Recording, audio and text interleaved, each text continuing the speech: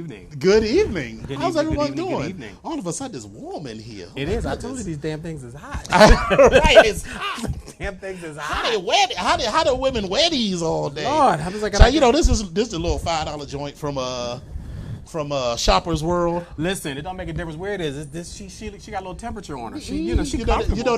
That's why they're so comfortable in the winter. But she got that's why they're comfortable. Okay, but she cute. She cute. She real cute. So today is Wednesday, June 19th.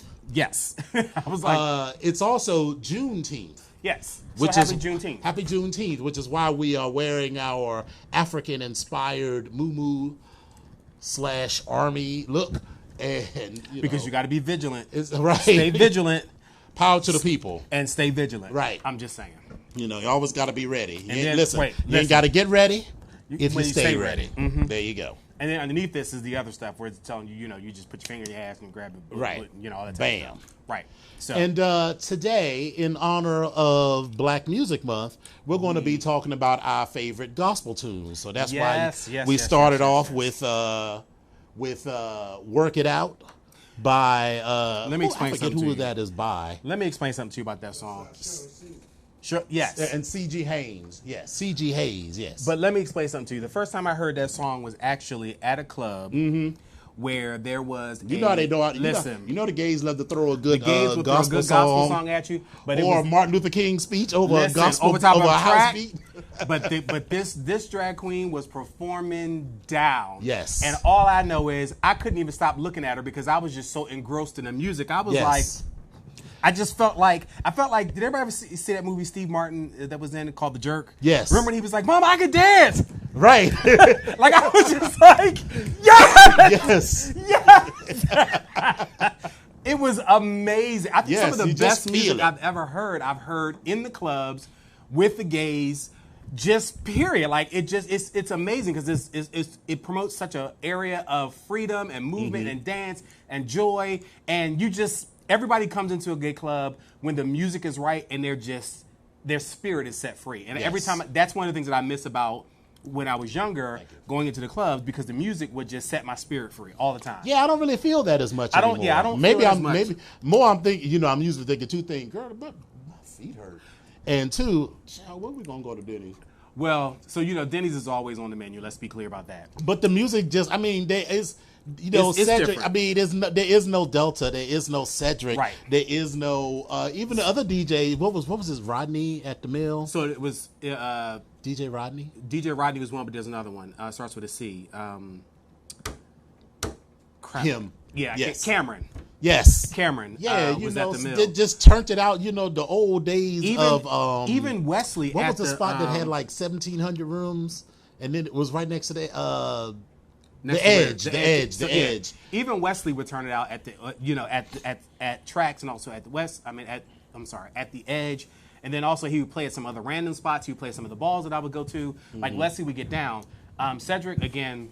Listen, legendary. District House Mother. So I'm gonna go ahead and say, and I miss West and I miss all the DJs that would play. They kind of had a lot going on, and I loved it, and it made my spirit free every time I went in there. And the one thing about the Delta that I always enjoyed from day one when I first walked in there, I was pulled up on that damn stage, and I was dancing, and someone was throwing dollars at my feet. Dancing, digga dancing. I was dancing, digga dancing. And they were throwing dollars at my feet. And I was like, what is this? What is all this money? What are you talking about? Like coins. What is this? That's coins. It was amazing. And I enjoyed myself. And I just don't get that same spirit anymore when I go out to the clubs. So speaking of spirits, let's start the show. Why don't you give us two of your favorite gospel tracks? So I came across this one just the other day, or I was reminded of this one just the other day. While she's not necessarily a gospel artiste, she does have gospel roots, and she grew up in the church. But Shantae Moore, she has a song on her last album called, the album was called More is More, and the name of the song is called Jesus, I Want You.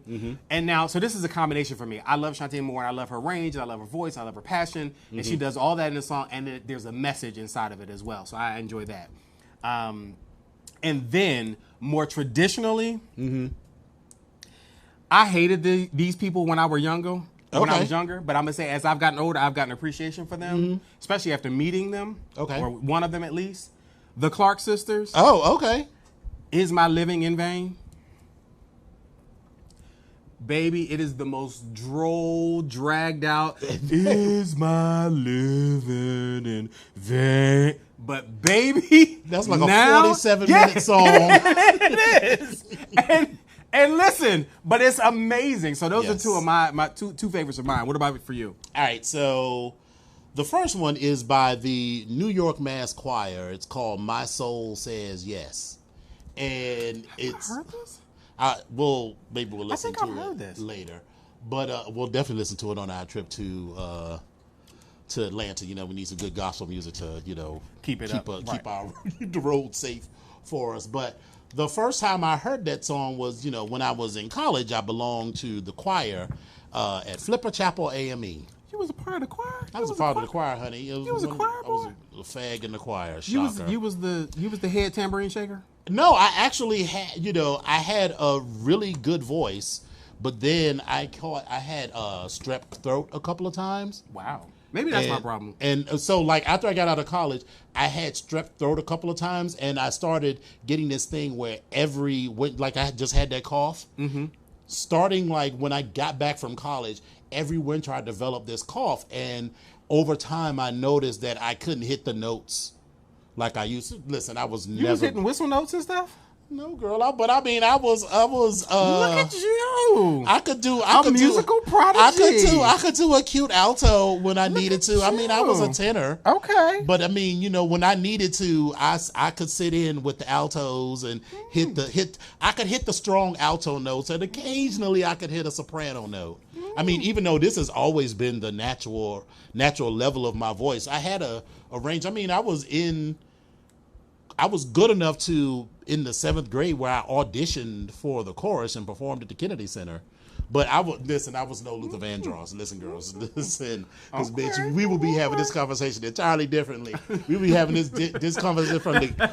Listen, if that was the case, we would be having this conversation in the Gay Boy Mansion. With the cashmere walls. Exactly. Mm-hmm. Listen, I'd be like Luther Vandross serving you Kool-Aid out of Wedgwood crystal goblets and shit. Have some red. Right. So it was never like that. But I mean, I did have a decent enough choir voice, but just over the years, I mean, because I didn't, like Whitney, I didn't take care of I'm not comparing myself to Whitney. I'm just saying I didn't take care of my instrument, and singing was never the thing for me. So, But anyway, maybe that's why I can't sing now, because I think every year I would get strep throat every single year. Mm-hmm. Every year. But anyway, listen, learn something new every day. So that's when somebody says why I can't sing, because I had strep throat everything. Yes, that's it. So My Soul Says Yes. And it's really just the choir repeating the words yes over and over again, but hitting the runs. Mm-hmm. And it's a 3-part harmony with the tenors, the altos, and the sopranos. And then of course there's the loud black woman singing. And I don't mean loud as disrespect, but I'm just saying, and she's telling her story and she's giving her testimony, and it's just so moving. It was personally moving to me based on the things that I was going through in my life. For me, music has always been, like people will say, oh, I love that song. I was like, it doesn't move me. Right. And if a song doesn't move me, it just doesn't move me. And not just gospel music, but like every song that we've talked about, it's something that brought me joy or brought out some particular emotion in me. That's why people used to always say that I should be a radio DJ, but I was like, no, I hate most music. And I don't feel like I could be on air like, this was the latest by Snoop Dogg. And I'm like, that was a terrible song. You know what I'm saying? Because I just feel like most music is terrible. Like, I could never do Donnie Simpson's job. Like, I always thought it sounded fun. Much like you, I got that as well. When people talking about the tone of your voice and all that kind of stuff. So I got that. But I think I would have enjoyed meeting the personality. Right. I'm sure I would have done well at it, but just the idea of having to pretend to like all of this music that I didn't necessarily care for. Because I've never been a person of whatever age I was in. Because I like, old school hip hop more now than I actually did when I was part of the old school. Yeah. So I love the music from the 80s now, but at the time I was like, it's all right. I was more into Luther Vandross and Teddy Pendergrass than I was Curtis Blow and all of that. But anyway, so that was the first song. The second song, so I got 2 songs by Aretha, 2 songs by Daryl Coley. Okay. So we're going to get into Aretha first because I went to see Amazing Grace. Amazing Grace, the song is incredible. So that's just a given. But Mary, Don't You Weep is an incredible song because I also love a song. See? Yes. Come on.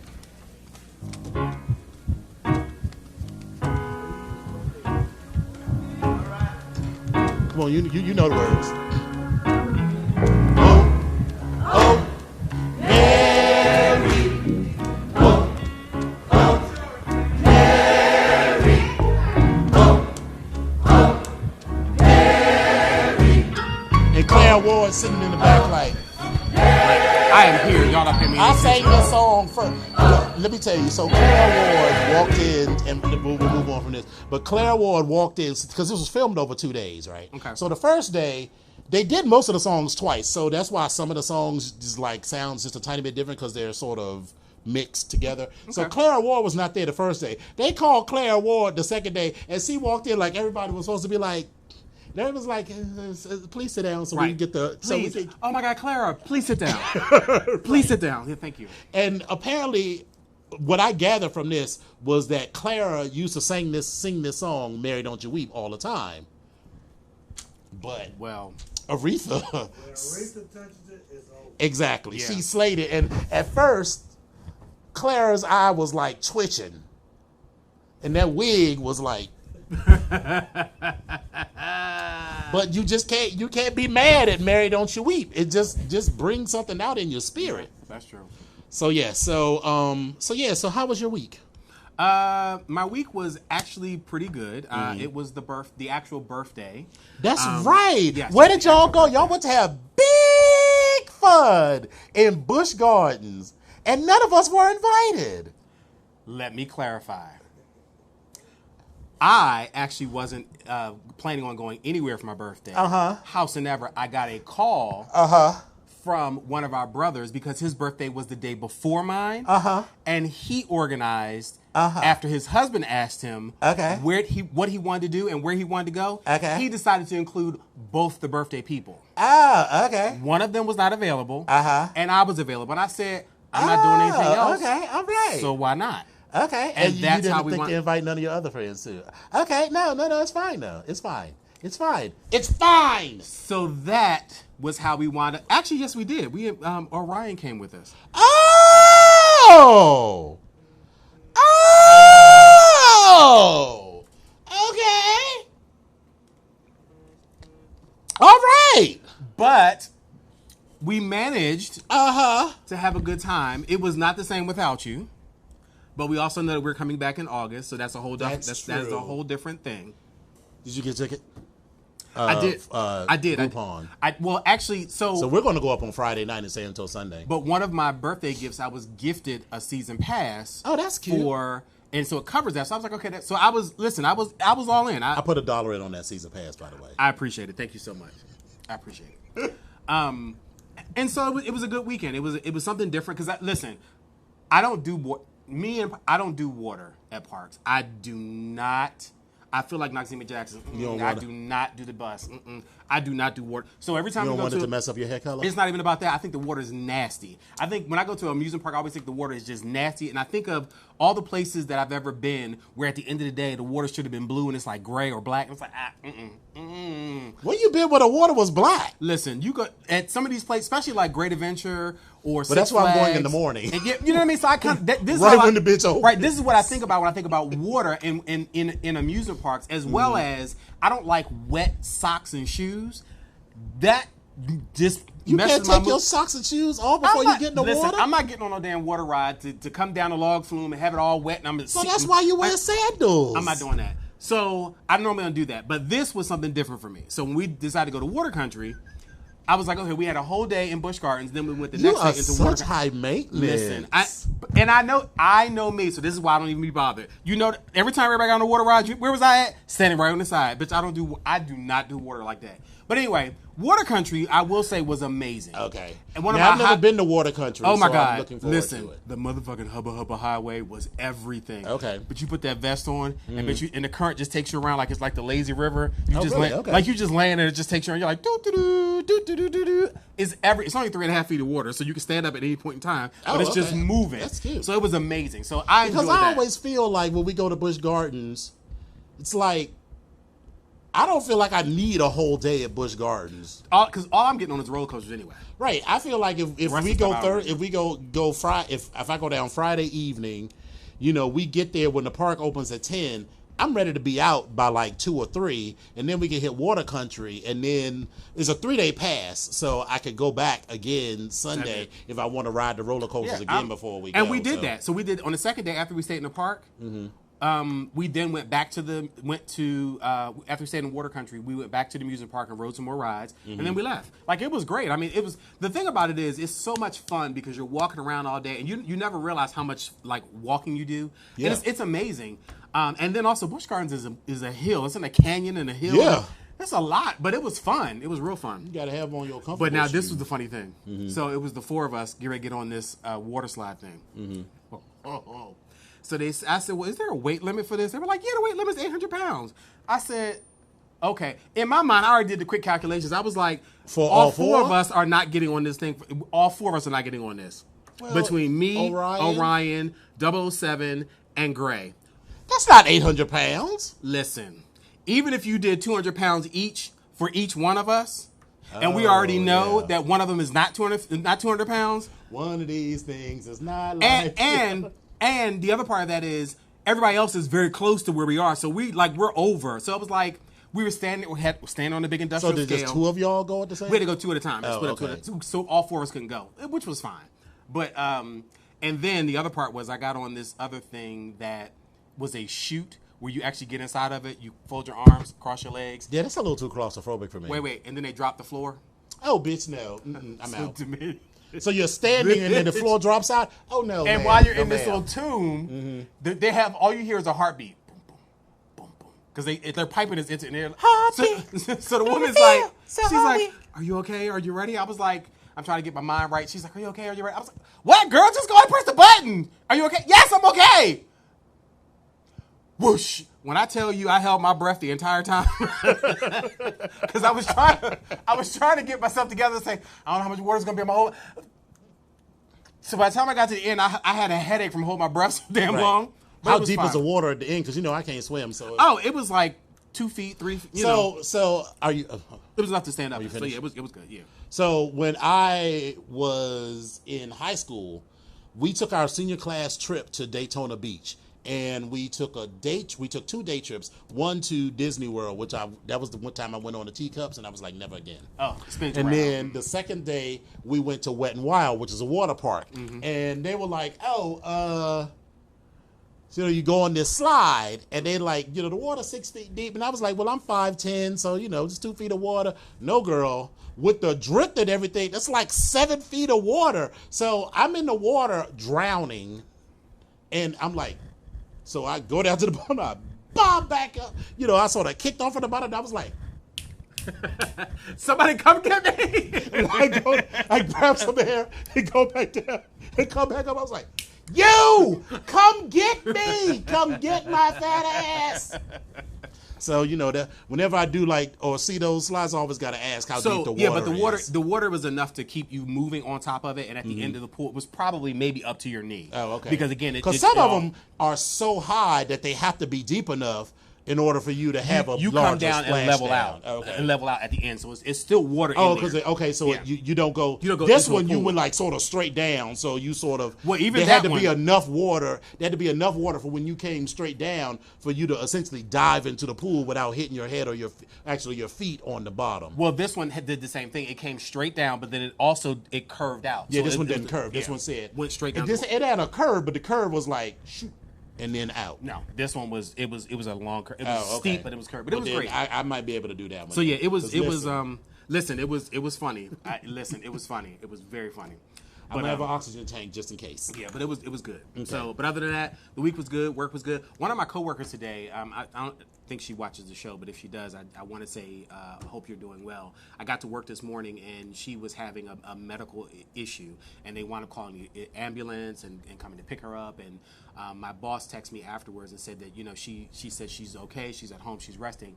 But I just want to say goodwill, and so Yeah. BJ, hope to see you at work sometime next week or whatever. So feel better. Yes. So, what did I do? Oh, so Thing 1 and Thing 2 came to visit from right. Philadelphia and Phoenix, respectively. So we had a cute little time hanging out and being sociable. And Thing 2's mother was, so he spent Friday night with his mother. And they live out in where they live. Okay. And so when she dropped him off, you know, at first we were just standing there chit-chatting on the sidewalk, and I was like, come on in. And let me tell you, me and his mother hit it off famously. And so, like, even to the point where she went downstairs and I had a piece of artwork laying up against the St. Andrew's cross. And she was like, oh, what is this? This is nice. And at first I was like, oh, I can't talk to somebody, mama, like this. And then I found out, or I had already found out that she was 47 years old. I'm like, girl, you're a year younger than me. Girl, what the fuck? I mean, yes, Right. you may be somebody's mama, but That's the work. you are my little sister. So This is how I feel about Deviant's mother. Like, I was like, Miss. Shirley. I just couldn't. It's weird, but ugh. Right. So yeah, but yeah. So she was really nice, and so we had a wonderful time just hanging out. Then we went to Baltimore. Baltimore was cute. So you know how they had the Code Bar. So they were like, there was like, the first time we tried to go into the Code Bar, they were like, oh, it's packed in the Code Bar. It's at capacity. So I was like, it must be jumping in there, because based on the story that Cardinal and Savage had told about people getting fisted and flogging scenes and everything, I was like, it's about to be on. In the back. In the back. Okay. Because that's where the old Eagle was. And Right. so, you know, they say they try and carry it on or whatever. So then we finally get back there, and I was like, so there's the Code Bar, and then behind the Code Bar, there's a dark room. And in the dark room, I've started using this term, spicy vanilla. That's what it was. It was maybe 75 to 100 or so people in there, which is probably capacity. That was probably crowded.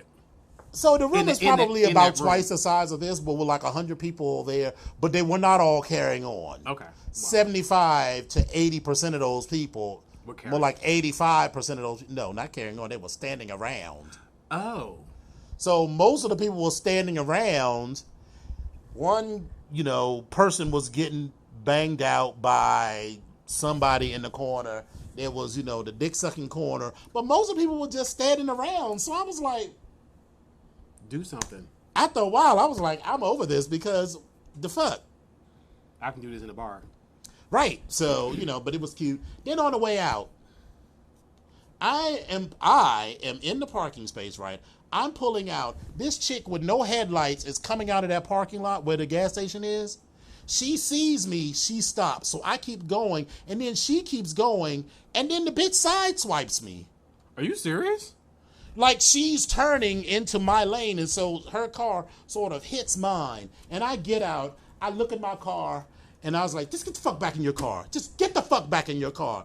And she was like, you didn't see me. You didn't see me. I'm like, you didn't have your lights on. You're nothing. I was like, just get back in the fucking car. Just get, but why you, in this same shit, why you gotta be rude though? Because bitch, you hit my fucking car. And she did it again. The same shit. She went and called you a fag. She called me a fag. Baby, it took all of my willpower. I bust the windows out. It took all of my willpower. But I did slam on the brake, and I said, see, that's all you can do and leave these other queens on the corner. I was like, that's right. Fuck her ass up. Fuck her ass up. I was like, girl, I got to clear this. I'm not going to be fighting bitches in the middle of the street. But, I've had revenge fantasies about whooping her ass. I don't have a clearance. Let's be clear about that. So maybe it's a good thing I wasn't here, because I don't have a clearance. So, yeah. So Just so that you know, I do not have a clearance. But yeah, so other than that, the weekend was cute, and then we, had some cute little brother bonding time, and then we Thing One had to head back to Philadelphia because she don't. Thing One, you know what? Thing One, if you're watching, I'm going to tell you, you are Antisocial. shady and you are He'd be like, tired. Right, he'd be like, "Oh, I want to hang out." And then when he does get with us, this girl is on his phone in the 24/7. car the whole fucking time. And then so Thing Two is like, "Thing One, what are you doing?" And I was like, "Girl, don't pay. He ain't paying us no attention. He on his phone. He phone. get together with us just so he can Say he got together. can look on his phone in the company of other people." But anyway, whatever. But hopefully, is he going to black out? no. Tired. You're late And you're you're tired. But anyway. Anyway, so all right, so let's get to the show. We got 30 minutes. Okay. All right, so gay president. So okay, so I found this article here, and it is about people having such issues with the possibility of Pete Buttigieg becoming. Is that how you say it? Buttigieg? Yes. I thought it was Buttigieg. So he said I watched him pronounce it. He says Buttigieg. Okay. So anyway, people are in such arms about Pete Buttigieg, who is openly gay, Democratic presidential hopeful, and so him and his husband, people are up in arms about this because they're like, oh my God, he's gay. Like, what is he's openly gay? Like, what's going on? So his thing is, he talked about this, saying that there is a good chance that we've already had a gay president. And he said, yeah. And what was his name? But that's like a So legitimate story, though. But there's questions about Coolidge and what's his face with the spectacle. it was the president. Coolidge, Hoover, or Roosevelt. I think it was one of the three. No. of them It they were was talking someone about. before them. This was someone who was president before Lincoln. He never got married.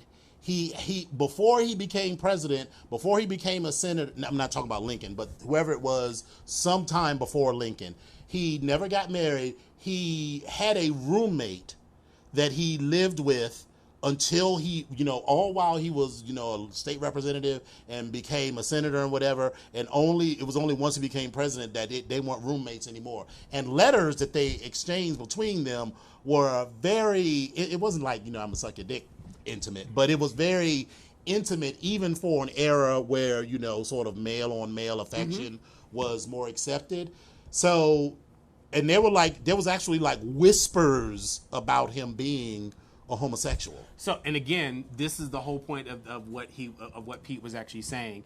He was just saying that statistically, it's almost certain that there was, Right. Because again, when you think about the statistics on how many people are actually gay, again, out of the 44 presidents, statistically, it's almost certain that there's at least one. At least two of them. Well, yeah, I'm gonna just say at least one. So Right. but we don't say possibly two. Several of them has put a dick in their mouth. Well, yeah, or anywhere else. Right. So, but anyway, I found that to be an interesting article. One of my problems with Buttigieg is he's trying to portray this image with him and his husband that they're just like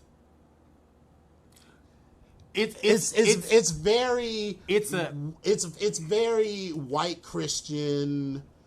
He's the first lady. Stereotypically his wife is Republican. going to be the right. A stereotypically Republican His- image with a Democratic moniker. And With I'm a like, Democratic gay moniker, and I'm like- just like this. I mean, So I'm yes, concerned- I'm concerned are about there him. plenty? Are there plenty of gays who are living this sort of Ward and Ward Cleaver lifestyle? Good for you. Yes, Good for you. good for you. But I mean, they still gonna call you a fag. So Yeah, whether you are Republican or not, you're still going to be a fag. So, all I- right. hey. So, I didn't hear about this So yes, because we there's got to also reserve a lot of time for okay. polls So and there's stuff. also if anybody's ever seen this, and you probably saw it on Facebook, the Democratic National Convention, the DNC's anti-Trump wallpaper that they sent out, and I've seen this on Facebook. It was a picture of Donald Trump's face, and over top of it, the word said "Boy, bye." And so it was asking you that to just seems childish. right. Well, it was actually from Beyonce's song. I know exactly where it's right. from, But but then what happens is when they tell you to text 4-3 whatever to this particular number, then what happens is you are signing up to receive more information from the Democratic from the DNC. And so people's response to that was, it started out cute, but then it's also like, well, wait a minute. I need you to You're articulate concerned some about- policy positions. Yeah, but you're concerned about all these things. You need to be concerned about, Right. this man in the office, because at this rate, with this types of stunts, you're making it almost likely for him to actually go back into the office in Right. 2020. You need to articulate policy positions that, represent not just that rabid base, but, that you need policies that everybody ain't got to get behind every policy, but people got to get behind some policy. And I think, for me, that what I would like to see in not only a president, but within both parties is, I need to see some bipartisanship, because it's just and there's some collaboration that just needs to happen. And you can be independent, you could be Republican, you could be Democratic. Just have some bipartisanship so we can come to some agreements on some things. That's one of my problems, but that's also what I liked about Barack Obama. But that's my own thing. Yeah. But anyway, also, I did go check out finally Rocket Man by. Oh, how was it? It was actually really good. So Crystal and I went. I have to see it. I have. It was pretty good. So what I would say is you can hold off, but it was good. You can hold off. It's a Sunday afternoon. Watch it on cable, matinee type of thing. If it comes on demand, it's 99¢. Go ahead and buy it. Yes, great. But it was okay. You don't need to go to the theater. No, you don't need to go to the theater. Okay. Now I also need to check out Bohemian Rhapsody, because I haven't seen that as of yet either. Okay. But I definitely want to see that. Right or left? Bootleg. Oh yeah, well yeah, that one. I thought you said something else. That's what I was like, right or left. I'm like, What were you saying? I was like, I had a boogie in my nose. No. Oh, God, No. I'm here. Anyway, so also, as far as movies are concerned, if any of you are Wu-Tang Clan fans, and I was, and I still am, because I love Method Man, I love Old Dirty Bastard, like I love RZA, like I love all You that. just like Dirty Trade. Okay, well, whatever. They have this limited docu-series that's coming on. It's coming on Showtime, and it's called Wu-Tang Cujo. Clan of Mics and Men nonfiction series. Hey, Cujo. And it's a docu-series that looks back on the group's career, combining intimate and reflective interviews from each of the 9 living members with never before seen footage and archival footages and performances. And so I'm kind I of... forgot there was like 50, 11 minutes. Oh my God, of it's like, Wu-Tang and they Clan. go deep. Like, those are just the ones that are out there. So there's Right. so many other ones. But anyway, so I kind of want to see that. So any of you that are interested, just let you know that's out there It's on on Showtime. Showtime? Okay. Yes. So go check that out, because I probably am at some particular point in time. Yes. But before we start talking about Pose, I want to also just give a shout out to Ryan Murphy, Brad Falchuk, and also Janet Mock, because the Yes. show has actually been renewed for a 3rd season, according Because to Deadline. The season 2 premiere was the most watched Yes. episode. They drew in 1.2 million, which for a basic cable network is huge numbers. It's not not Game of Thrones numbers, but it's a whole different ball game when you get there. But that's really good numbers. Listen, for they that show. did well, and I think what I'm enjoying about the show most this time is it is so damn. It's just good, and it is telling a part of my life that while I didn't have some of the same struggles that they all did. Yeah. I was living those struggles with friends, Yeah. and some of those struggles were mine. But it was I mean, none of these struggles were mine because, in 1990, I was that summer, which most of it is starting in the summer of 1990, I was back here in D.C. Actually, you know where I was? I was working right here at the Red Lobster. I was working at the Bob's Big Boy. That was my full-time job, and I wanted to buy a car because I was moving off campus down at FAM. So I needed to save up enough money to buy a car. So I worked at this Red Lobster right here for exactly a month. Okay. So that I could make $800 in tips. I made like $1,000. As soon as my bank account hit $1,000, I was like, I'm out. Deuces. Peace. I know you got me on the ship or the schedule tomorrow, but I didn't need the money to like get through the regular day. I just needed to make some extra cash. As soon as I made that extra cash, I was like, I'm out. So my deadline, my whole life was living this, sort of middle class existence, completely oblivious to what I'm sure were similar struggles for black and brown, gay and trans people here in D.C. and in New York City. So you know, and to be clear, whether you were living their actual lives or not, you probably, whether you knew it or not, knew someone that was actually living that. Probably, And almost certainly, Yeah, almost and so, certainly. That this is why it's because some of my friends I was very close with that are no longer with us, and the struggle was real. So, but anyway, I'm enjoying the show because it's bringing back a lot of great memories as well. So, a couple of highlights. So, all right, first, Elektra as a dominatrix. So here are my comments. I just wrote down my comments. I love Elektra as a dominatrix, but even if they hadn't shown like the clip from next week's episode, I wrote down at the beginning of that, as soon as we saw that Elektra was a dominatrix, I was like, somebody finna die. Because she clearly didn't know what she was actually doing from like a kink perspective. Well, it's not clear. I'm not going to say clearly, but what was clear to me was that she was working out her anger towards heterosexual men and all of the other anger, some of it justifiable, about the things that have happened in her life and that, you know, she's sort of gone through. And I was like, that's not a good recipe for a male or female dom to bring that anger into an unrestrained anger into the what is essentially the workplace. Okay. So I was like, yeah, somebody finna die. But it was good though. It was cute. She looked good. She looked good. She looked real good. But she had that high pony. Listen, the high pony was good. Fire Club. Right, but that high pony, she was a little thin, girl. I'm gonna you to add a little bag or something, add a 7 to that. But it was a little thin. But it was cute though. It was cute. And one of our brothers was talking about her little walk down the street, saying it was everything. Yes, it was cute. On the ballroom scene, that was one of the things she was known for. But it was a cute scene for her. So she did that. So I'm hats off to that. And you know, the Hellfire Club is actually a well-known, well, now it's a gay BDSM club. In this iteration, it appeared to be a club where transgendered people, not just, but at least everybody that worked there appeared to be transgender. Worked, and you know, they were making money, and it was a way for them to still sort of do sex work, but to own their sexuality in a way that was much safer, because they were all dominatrices, you know, which is probably a safer way of interacting with men than, you know, what Angel was doing, which is, you know, hooking on the pier. That's much more dangerous. Yeah.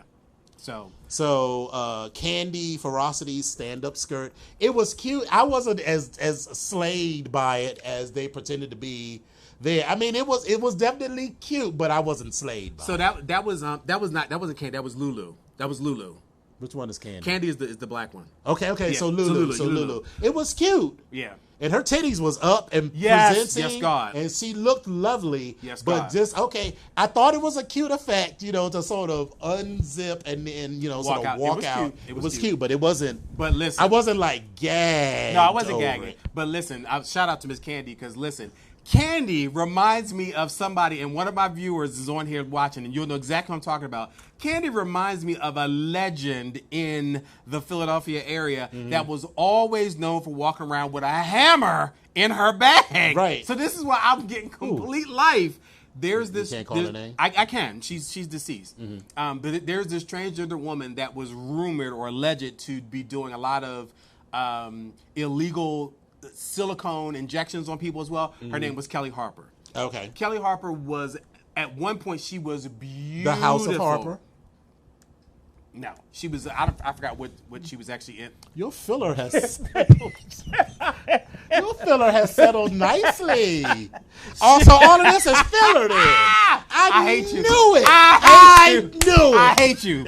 So she was, but yeah, she at one point she was beautiful, and I want to say she was a Revlon, I think, at one particular point in time. But anyway, she's since passed on. But she's gone to. She was that person that went over the edge and kind of did excessive pumping and excessive everything. So she was a.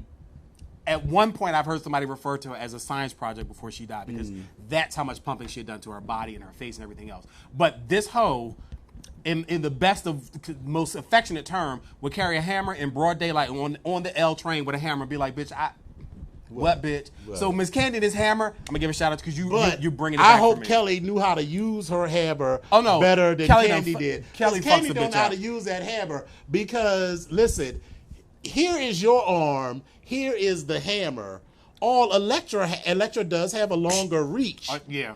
but all she had to do was bop the her with the hammer, bop her hand with the hammer, But and it would have listen. been over for her. But listen, I was here for Electra when she pulled that switchblade out. She said, Shh, "Come on, bitch." I said, "Yes." She's like, all right, listen. Yes! If you want it. If you want it, bitch, I'm serving hot, fresh tastiness. Come on. Right. So yeah, So, Patty LuPone. Patty LuPone. She was Yes. At one point, I thought that in that dungeon scene, the woman that was counting money with No, Electra. that was a trans woman. That was I know, not but at Patty. one point, I thought it was. I thought it was Chi Rivera. Oh, That's what I thought it was, but I was like, okay, it's not. But then I realized it was a trans woman. Yes. But anyway, but Patty LuPone, good for you for showing up and being a part of this because I like Patty. She's great. yes. But the moment she walked up and when she was like cash only, I was like, oh girl, this is a stunt. She was like, This handshake, is a it's yours. stunt. Although she did get her cash back. Yes, she did. She did get her cash back, Yes, which she I was did. like, all right, because it could have. She coulda went way left. Because that dude could have thrown her ass out, And that was it. then she'd have just been out Yeah, of that that was it. several $1,000s that she gave her. So I'm Oh, glad wait a that she minute. got the money Desmond, back. you need to call in 240-719-2560. One more time for anybody. 240-719-2560. Okay. So I also what was I going to say? I was glad that she got the coins back. That whole thing, I was like, all right, so where's that going to go? Right. What I would really love is if they actually became friends.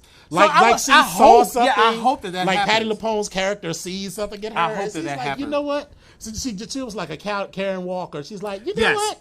I like you. Yeah, like, I like So you. that's Yeah. what I felt she was giving you. I thought she, Yeah. like this is who Karen Walker was before she met. What were her Will and dog's Grace. name again? Cash and Credit. And I said I wanted to name my dog Stocks and Bonds. But what was funny to me is like, so the way, and we talked about this in our group me, the way that they have Blanca written is that, no offense to transgender women, but that she's supposed to be this extremely clockable man in a man in a wig. That's the way she's supposed to look. And I was like, man, she may not be the film queen that Angel. First of all, I saw a picture of her on Instagram that was giving me. She turned it. Of India?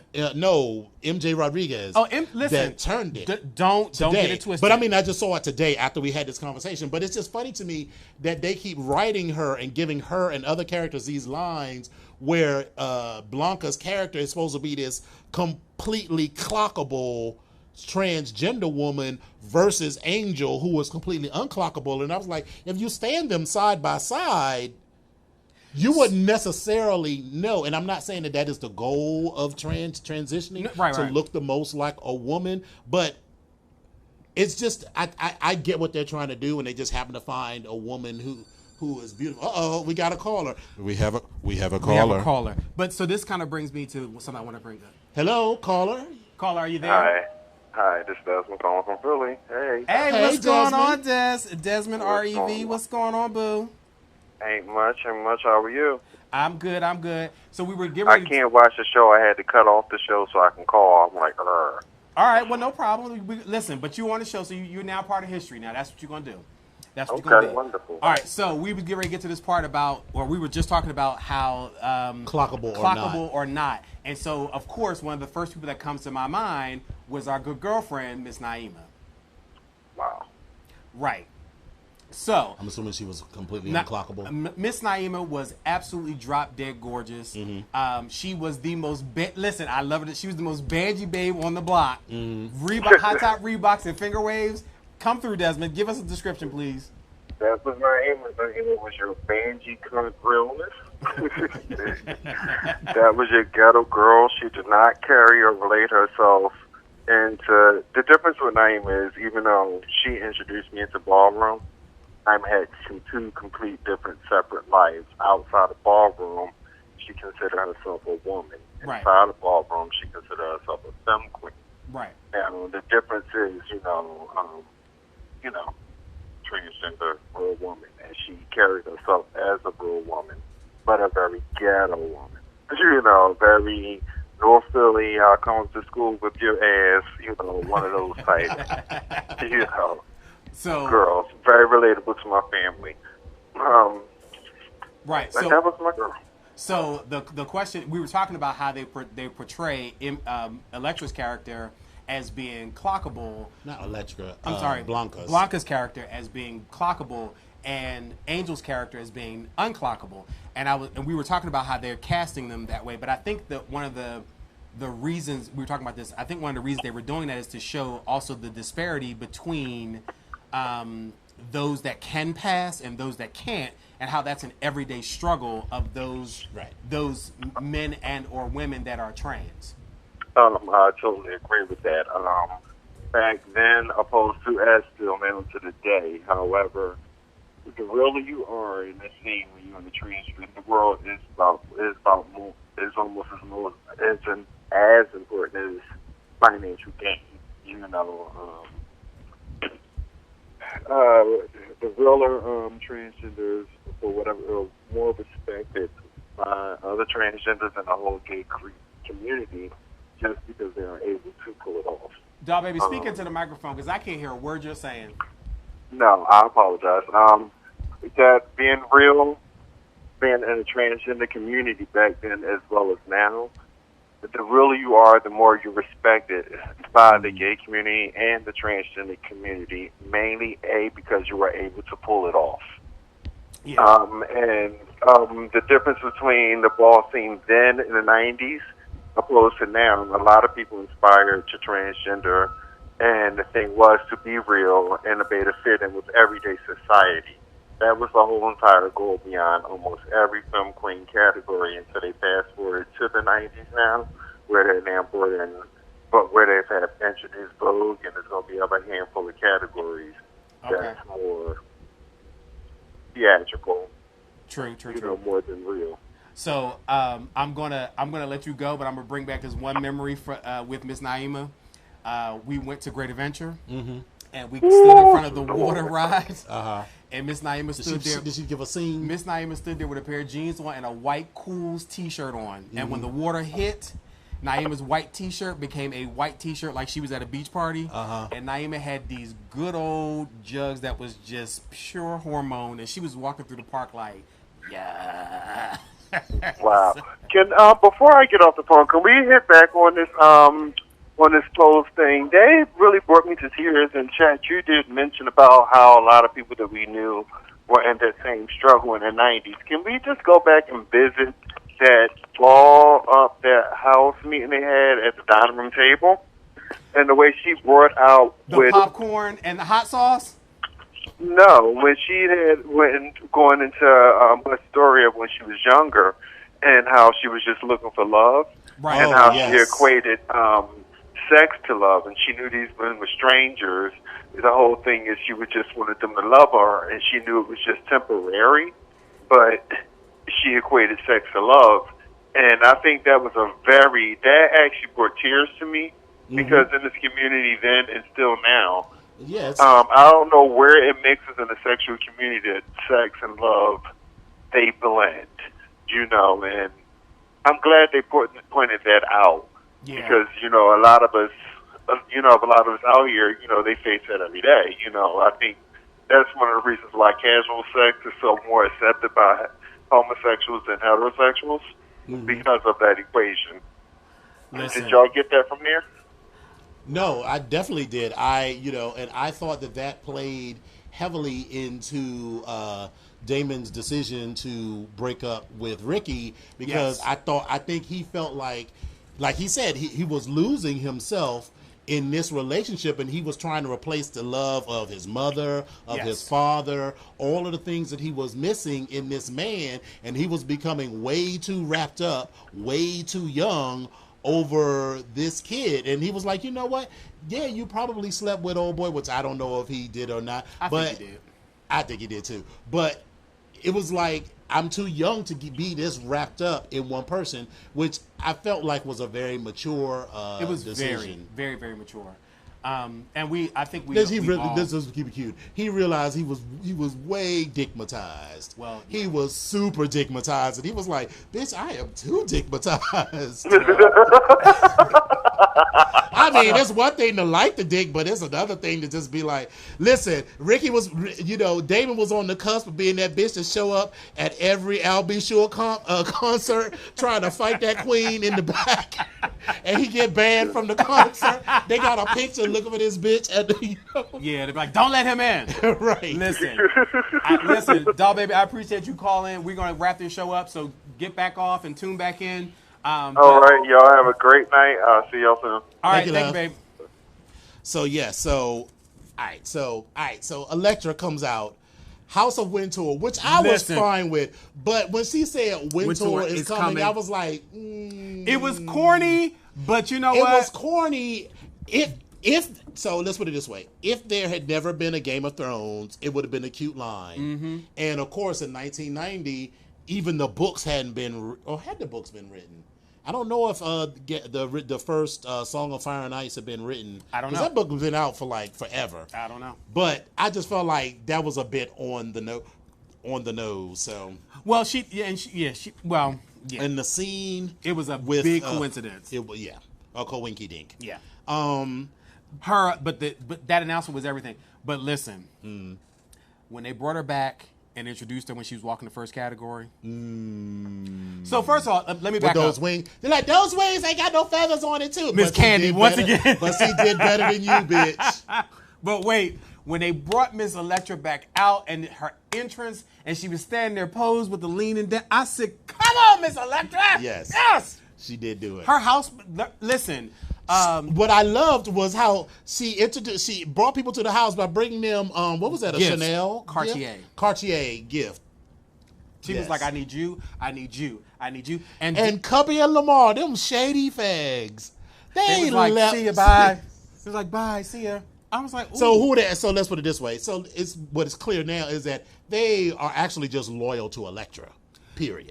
So wherever Elektra, I don't even think that is where the winners are. They're loyal to Elektra, and wherever Elektra goes. Well, and Pray Tell mentioned that he called them house hopping hoes, which happened a lot. Like people just hop houses just for the glory of and just to be a part of, and that happened. So I think that was but then after like one or two times of doing that, they're like, "No, girl, we don't need you." There's some if they were house-hopping good, hoes. if they were good, If they good, they can go wherever the fuck they want to go. Right. Okay. But so anyway, look. So I saw a family member on the judges panel. Who? Javon was actually on the judges panel at the ball. So I wanted to say a shout out to Javon. I'm not sure if that was his television debut, but I saw him. He was in the background. I have to point him out to you, but he's a family member. He's one of my good sisters, her husband. So the cry moment was when Blanca sat them down and she told them the whole story about being, looking for love in all the wrong places. I will say that her little Toni Braxton wig was cute. That little squeezer. That was a cute little wig that she had on. Her little purse. It was her squeezer on her head. Right. And again, I was like, maybe I'm 2019 blinded, but if I had been in the gay club, I wouldn't have been like, because she hadn't even transitioned then. I wouldn't have been like, I wouldn't have said anything. But my point is, that was a very moving scene, the whole conversation that she had. And then Lil Poppy, I'm already in love with him. And then he just burst into tears and he hugged her. And he was like, you are the strongest woman I know. And, if...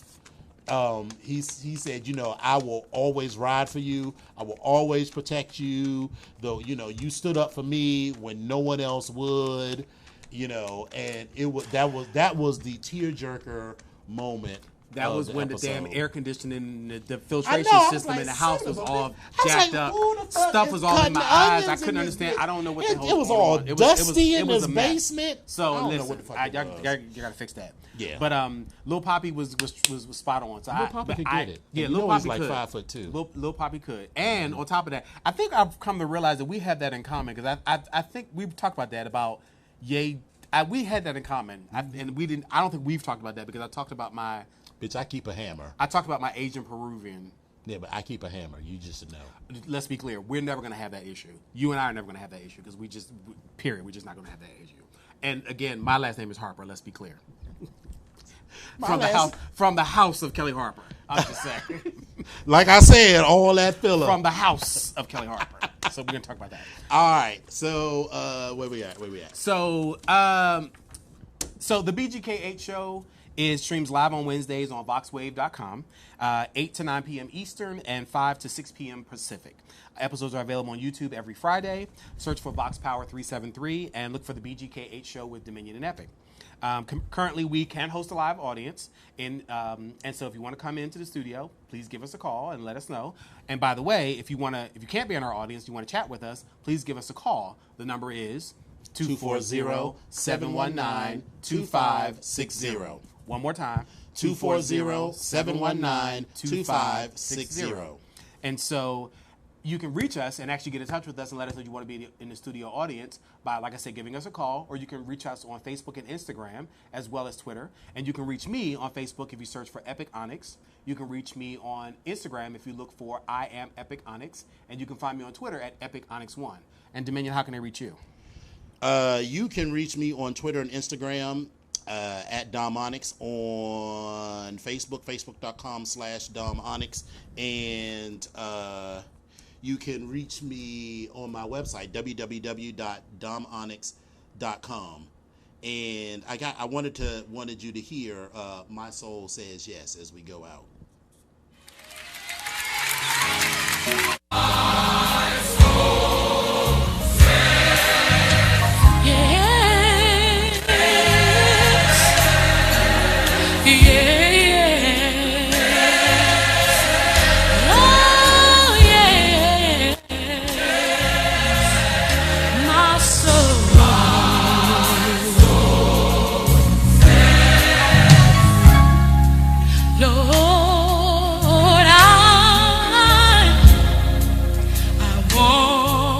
Be